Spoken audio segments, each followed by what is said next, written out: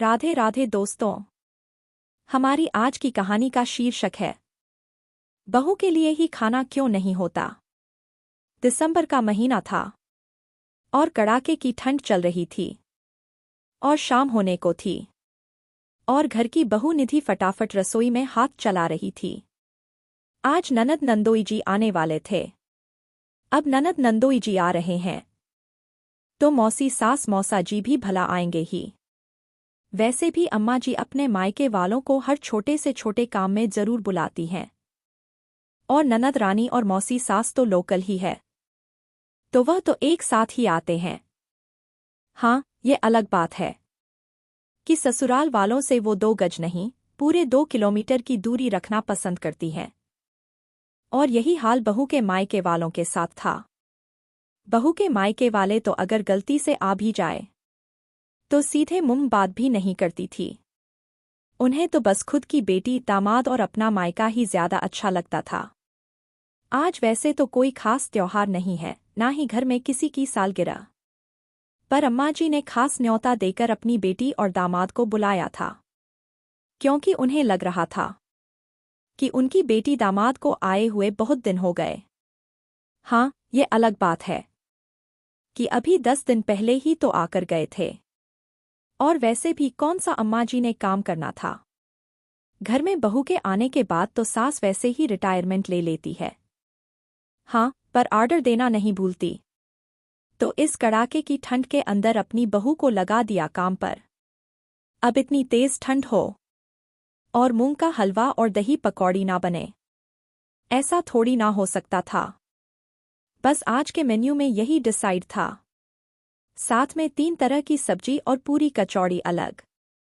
घर के 7 सदस्यों के अलावा मेहमानों को मिलाकर 13 लोगों का खाना बनाना था। इसलिए निधि लगी हुई थी काम पर। मेहमानों के आने के पहले ज्यादा से ज्यादा काम कर लेना चाहती थी क्योंकि मेहमानों के आने के बाद चाय पानी पकड़ाने का काम भी निधि को ही करना था। मदद कराने भी कोई रसोई में नहीं आता था। जैसे तैसे सब्जियां और हलवा तैयार करके रखा ही था और अभी पूरी के लिए आटा लगा ही रही थी कि इतने में मेहमान आ गए। फटाफट गैस पर चाय का पानी चढ़ाया और गिलास में पानी डालकर ट्रे में सजाकर मेहमानों के पास ले गई। पानी देखते ही ननद बोली, भाभी आपको इतना भी नहीं पता, बाहर कड़ाके की ठंड है, पानी कौन पिएगा, आप तो फटाफट चाय ले आओ।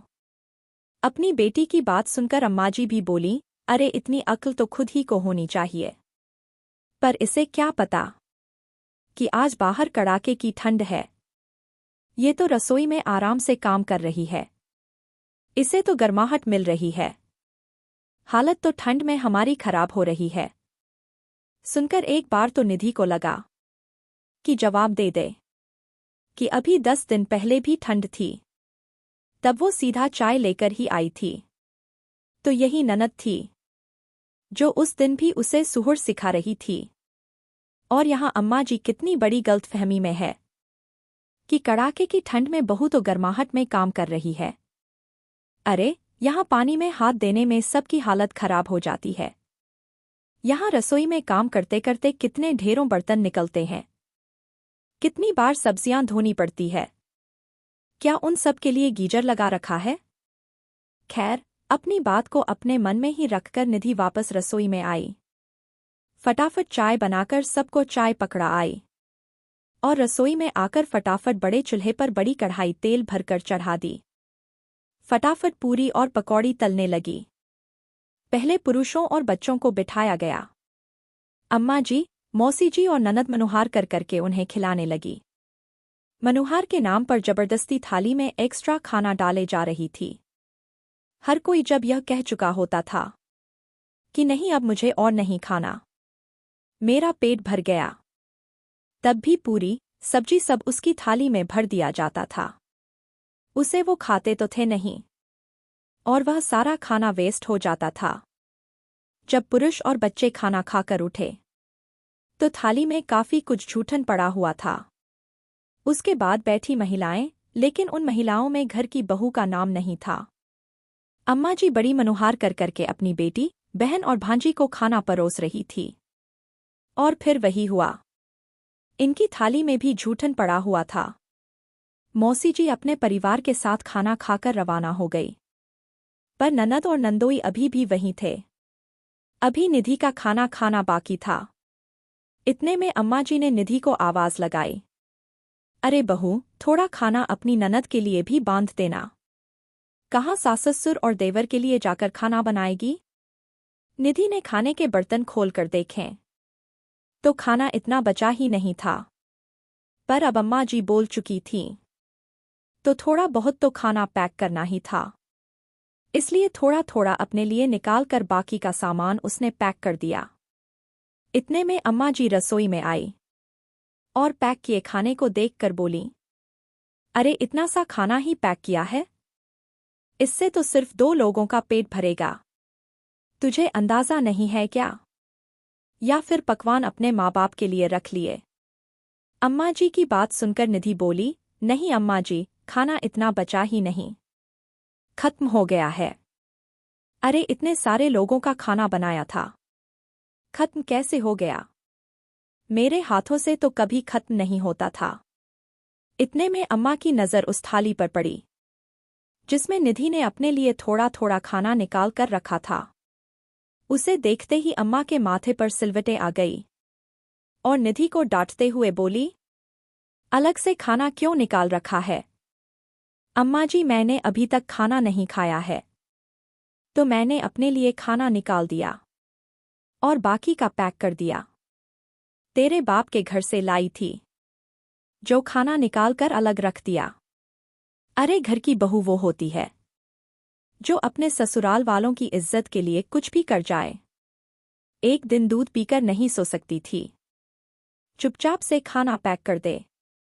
मैं बाहर बोल चुकी हूँ, अब तो ये खाना बिटिया के घर ही जाएगा। निधि बोली, अम्मा जी आज दूध इतना नहीं है, सिर्फ चाय ही बन सकती है, इसीलिए मैं दूध नहीं पी पाऊंगी। तो उसकी सास भुनभुनाता हुए बोली, तो कौन सी आफत आ गई? अपने लिए चाय बना ले और ब्रेड खा ले। अम्मा जी की बात सुनकर निधि हैरानी से अम्मा जी को देख रही थी। कोई औरत इतनी निष्ठुर कैसे हो सकती है? बेटी ससुराल जाकर खाना ना बनाए, उसे परेशानी ना हो, पर बहू की भूख से इन लोगों को कोई लेना देना नहीं था। निधि देखती ही रह गई और अम्मा जी ने वो थाली भी साफ कर पैक करके दे दी। जब तक निधि पूरी तरह से होश में आती तब तक ननद रानी खाना लेकर जा चुकी थी, पर निधि उन लोगों में से नहीं थी जो चुपचाप रह जाए। बस उसने इस तरह के व्यवहार की उम्मीद नहीं की थी और घर के बाकी सदस्यों को तो पता भी नहीं था कि खाना खत्म हो चुका है। अम्मा जी तो थकावट का बहाना कर अपने कमरे में जाकर आराम करने लग गई। आज निधि की आंखों में आंसू थे। ऐसा तो कई बार होता था कि खाना खत्म हो जाता था, लेकिन फिर भी इतना तो बचता ही था कि वह खा लेती थी या दूध पीकर सो जाती थी। लेकिन आज घर में दूध भी कम था, इसीलिए उसे बहुत गुस्सा आ रहा था। उसने किसी से कुछ नहीं कहा, लेकिन अपने लिए बाहर से खाना ऑर्डर कर लिया। अभी सब सोने की तैयारी कर ही रहे थे कि इतने में डोरबेल बजी। सब हैरान रह गए कि इस समय कौन आया होगा। खुद बाऊजी ने जाकर दरवाज़ा खोला तो सामने एक लड़का खड़ा था। उसने बाऊजी से कहा, मैं डिलीवरी बॉय हूँ, आपके घर से खाने का ऑर्डर था।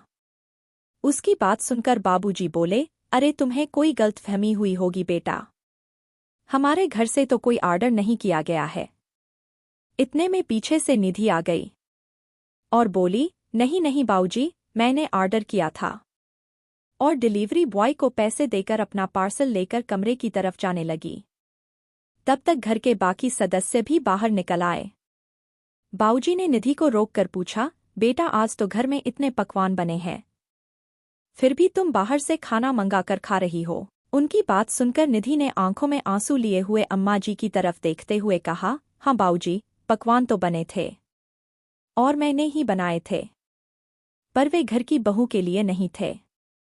चाहे खाना मनोहार के नाम पर कूड़े में फेंक दिया गया हो, पर बहू के लिए थोड़ा सा खाना छोड़ना भी किसी ने ठीक नहीं समझा।